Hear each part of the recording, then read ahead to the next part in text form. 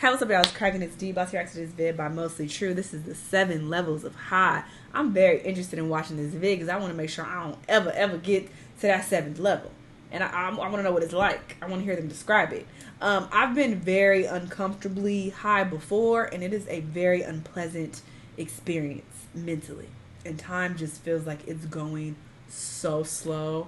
I hate it. So I hate getting too high. So whenever I get high, I'm very well aware of my tolerance level. I know not to do too much because if you get too high, you fucked.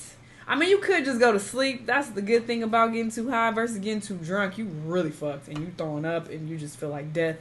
Getting too high on weed, you could just go to sleep. If you out and about though, you fucked up. I don't know what to tell you. Anyway, let's see what they say though about these 7 levels. Let's watch. So there are 7 levels of being high that you may experience while smoking. And although no 2 people will have the exact same experience from weed, this should give you a general idea of what to expect. For level 1, we have toasted. You'll be feeling like a warm sourdough roll. At this level, you'll still be able to function normally, but you'll just be a little bit more giggly, and you'll have a slight mind and body relaxation. This is the optimal level of high if you need to do normal person stuff, but you want a slight mood boost. For level 2, we have baked. You are officially high, but it's not affecting you too much. At this level, objects start to seem more significant. Yeah, I don't really know how to put it any other way than that, but I mean, look at that object. Tell me that doesn't look more significant. Thoughts become more random, but you can kind of wrangle them back in and stop your mind from wandering too far. This is a good socially functional level of high. If you're with people and you don't want shit to get weird, stay around this level. For level 3, we have roasted. All mental faculties now require more focus and energy. At this point, your internal monologue starts to get louder.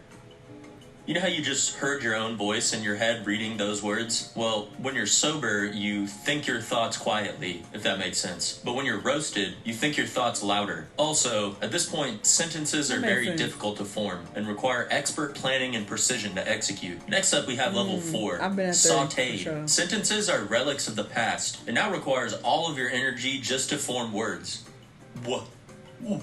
That's right. Sound it out, buddy. I've never got before. Water. This is the point where you put something in the microwave for 5 minutes and you stand there watching your food cook for the entire time.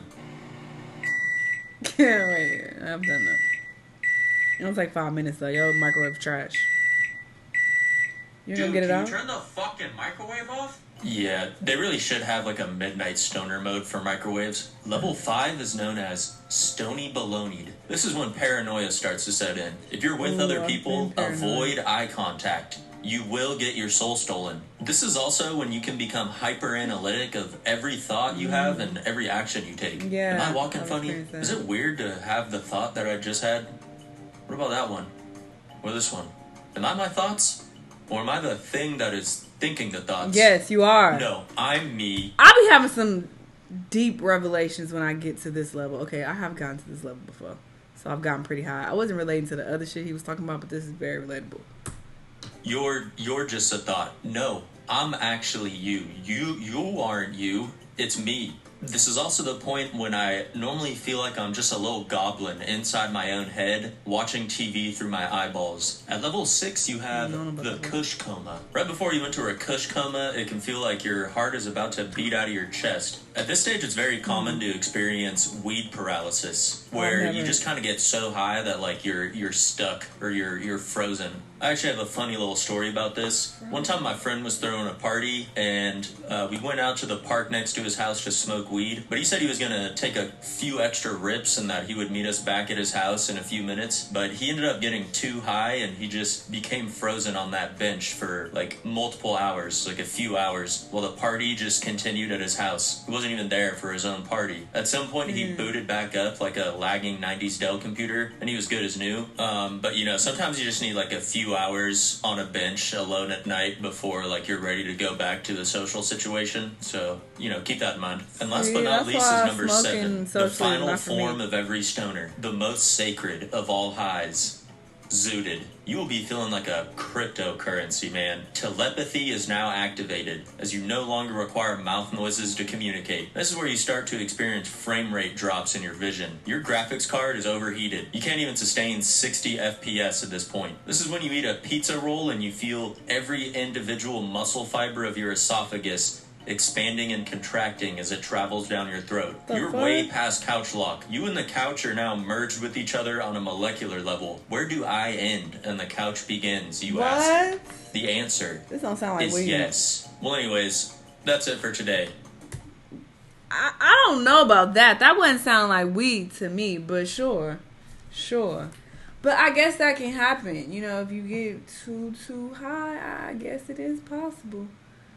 But why would you want to get that high? It's just not comfortable. I can't say what level I've gotten to, though, because some of this was relatable and then other parts of it wasn't. But, of course, everybody is different, so people will have different experiences. But I've definitely got very paranoid, very analytical, very spiritual, you know, getting high. But, yeah, that's why I prefer to get high alone 99% of the time. I do not like smoking with other people. Definitely don't like being high when I'm out and about, ever. I do not want to be high and in public. No. I like to be in the comfort of my own home, chilling by myself. Don't talk to me. I don't want to talk. I just want to chill, eat my snacks, and fall asleep. That's a perfect high night for me personally. But, yeah, be safe out there, y'all, when you getting high. And be careful that your shit ain't laced with PCP, because some of this was giving PCP. Anyway, let me know what y'all thought, though. Let me know what the videos you want me to watch, and I'll see you on the next time.